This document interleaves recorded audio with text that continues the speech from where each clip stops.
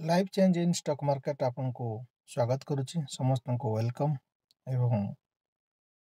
आपणकर सुप्रभात। मु वर्तमान आज जेपी पावर उपर आपण मानक किसी कहवाई जाऊँ। जेपी पावर एमती गोटे स्टॉक देखो प्रथम जब जेपी पावर वर्तमान दुनिया कौन दरकार एनर्जी दरकार तो wind energy JP power create करुच्ची जेपी पावर जदि भविष्य में बहुत आम कम आसो जेहतु पावर एनर्जी समस्त पावर दरकार अच्छी समस्त से आमर जेपी पावर बहुत भल स्टॉक यदि फंडामेंटाल हिसाब से आप देखा जेपी पावर बहुत बहुत भल स्टॉक आप जेपी पावर उपर इन्वेस्टमेंट करेंगे। प्रथम जेपी पावर आगामी सेशन गुड़ाक ट्रेडिंग सेशन गुड़ाक केमी से बाबद आम डिस्कसन करिया। बर्तमान आम जेपी पावर चार्ट को जीवा देखो जदि जेपी पावर आम चिंता करिया जेपी पावर देखो आपण आम वीक हिसाब से 1 वीक हिसाब से देखा जेपी पावर को देखो जेपी पावर 2024 मसीहा जनवरी 1 देखो फास्ट सप्ताह जेपी पावर केते टंका रेंज रे काम करथिला 14 टंका थिला जेपी पावर एवं बर्तन जेपी पावर कौन धीरे धीरे हाई केते लगैथिला हाई 24 टंका लगैथिला सीधा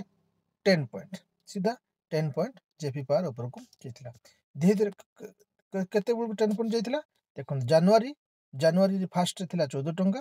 तापर लास्ट एंड मोमेंट कौन फेब्रुआरी बेलू 24 टंका भीतर मार्केट जाइए आसीथिला फेब्रुआरी धीरे धीरे कौन कला धीरे धीरे मार्केट तल को आसिला मार्केट सडन ऊपर को पलैब सेमती नो मार्केट बहुत ऊपर को जीव कारण बायर बनले मार्केट ऊपर को जीव एवं धीरे धीरे प्रॉफिट बुकिंग हम धीरे धीरे मार्केट सेलिंग आसीबो सेलिंग आसिले मार्केट सेलिंग हे कौन आसिला देखो गोटे वीक रेड जून कैंडल देखो 1 2 3 4 5 6 7 7 वीक 7टा वीक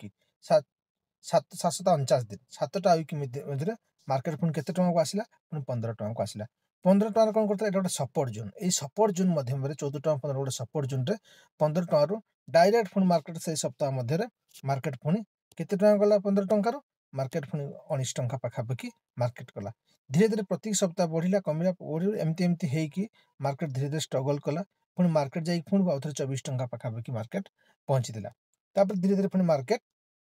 एबे जो मार्केट जो क्रैश है मार्केट धीरे धीरे पुणी तल को 16 टंका लेवल आसला एवं 16 टंका ए लेवल भितर गोटे सपोर्ट जोन मार्केट गोटे स्ट्रांग सपोर्ट जोन क्रिएट कला पुणी 16 टंका मार्केट बायर आसिला पुणी मार्केट धीरे धीरे ऊपर को सस्टेन्स कर ऊपर धीरे धीरे गला 20 टंका लेवल को पुणी मार्केट कौन कला ना धीरे धीरे पुणी तल को जदि मार्केट को 1 वीक कैंडल देखिया मार्केट एबे डाउन जोन रे अछि 18 टंका 85 पैसा अछि 18 टंका 85 पैसा रो मार्केट धीरे धीरे पुणी को लेवल को आसीबो 16 टंका लेवल को तो मत लागुन कहीं 16 टंका लेवल आसीबो मार्केट एबे 17 टंका पाखापाखि मार्केट छिबार बहुत चांसेस अछि तो जतो ए मार्केट जतो 17 टंका पाखापाखि अछि गोटे विराट बहुत बड़े सपोर्ट जोन क्रिएट करूची ए सपोर्ट जोन मध्य बहुत डिमांड जोन आसीबो बायर गुडा को एक्टिव हेबे एवं एक्टिव होला पर मार्केट पुणी धीरे धीरे बहुत ऊपर को जीवो तो आपण मानकू जदि इन्वेस्टमेंट जेपी पावर करने चाहते आपन निजे ताको एनालिसिस करंतु एनालिसिस करी मार्केट रे इन्वेस्टमेंट करंतु। हाँ दर्शक बंधु मार्केट रे आपन जदि नुआ नुआ आसुचंती आपन मार्केट रे निज इन्वेस्टमेंट करंतु कि आपन कोनसी फाइनेंशियल एडवाइजर अछंती तांको पचारि कि इन्वेस्ट करंतु यह केवल एजुकेशनल पर्पज पई उद्दिष्ट यह कोनसी प्रकार रो कोनसी प्रकार आपण मानकू बाय एंड सेल रेकमेंडेशन नाई यह निजस्व हिसाब रे आपण बाय करंतु एवं सेल करंतु यह एजुकेशनल पर्पज पई तयारी होची एवं एजुकेशनल पर्पज रे आपण प्रथम एजुकेशन नियंतु तापर स्टॉक मार्केट को आसंतु कारण स्टॉक मार्केट एमिति गुडे जिंस आपण समुद्र पहरी न जानिथिबा समुद्र भितर पसिया सहित समान तो ठीक अछि आपण एबे जेपी पावर हम फंडामेंटल को जीवा हम जदि जेपी पावर फंडामेंटल को जीवा देखंतु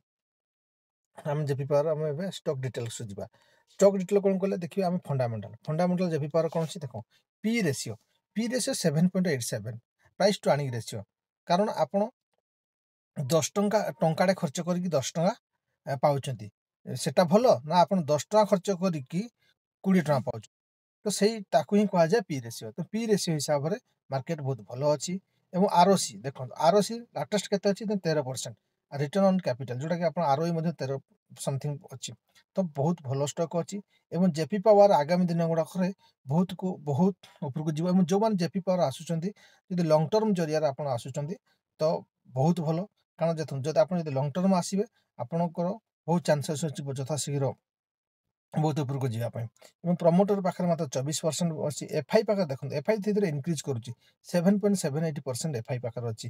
डीआई पाखे 16.62% बहुत बढ़िया कथा किंतु एफआईडीआई बहुत भल इन्वेस्टमेंट अच्छी नॉन इंस्टीट्यूशनल 49%। जेपी पावर एमती गोटे स्टॉक सी आपण को प्रॉफिट बहुत दब कि आप हिसाब से इन्वेस्टमेंट करूँ जेपी पावर जाकि जेपी पावर रे